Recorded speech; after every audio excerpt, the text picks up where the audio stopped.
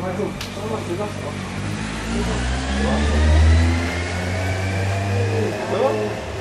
la queue ou pas? C'est quelle heure? C'est quelle heure?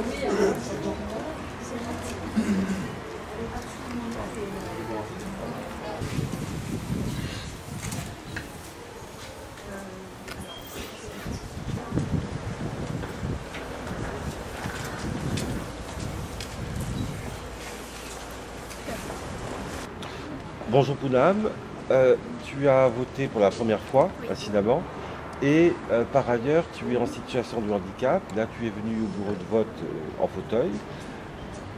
Comment ça s'est passé pour toi? Eh bien écoute, ça a été plus prestigieux, difficile que prévu. De 1, on a une entrée spécifique pour les handicapés. Donc j'appelle ça de la discrimination. On devrait tous rentrer par cette entrée qui est accessible pour que ça fasse comme l'effet télécommande. Tout le monde passe par cette entrée-là. Et déjà d'une, l'enveloppe est trop petite, donc je ne peux pas insérer le bulletin que j'ai choisi dans l'enveloppe, ni le plier.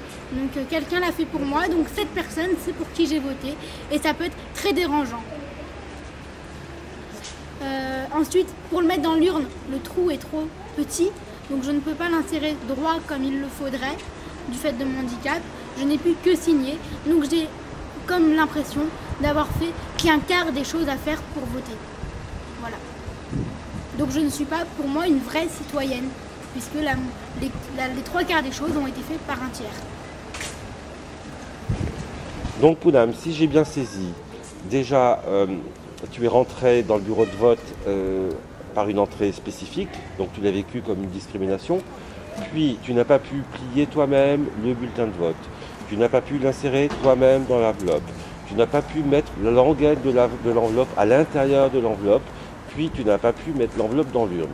Ce sont des actes qui sont très simples et que la plupart des citoyens sont fiers d'accomplir et ils sont symboliques, emblématiques de l'acte citoyen de voter. Or, tu n'as pas pu le réaliser, c'est déplorable, nous le déplorons, mais que préconises-tu?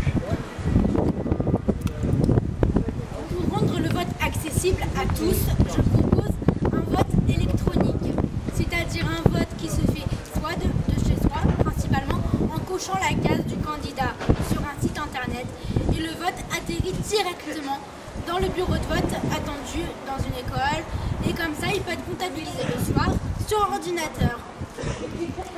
Ensuite, je propose aussi pour les autres handicaps comme aveugles, tout ça, un vote aussi électronique où la synthèse lit les noms des candidats, il n'a plus qu'à cocher, ou bien un nom sur les papiers en braille.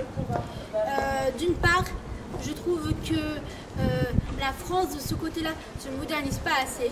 La preuve, il y a bien un Conseil national du numérique en France qui a été créé il y a 1 an, comme le disait Gilles Babinet pour École de demain également.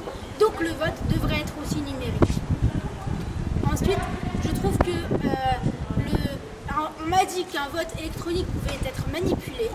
Je dis tout à fait, mais un vote papier qui a été mis dans une enveloppe que j'ai choisie aurait pu être manipulé et cette tierce personne aurait pu mettre un nom que je n'ai pas choisi dans l'enveloppe. Je n'ai pas la certitude que le nom que j'ai choisi a été dans l'enveloppe tout à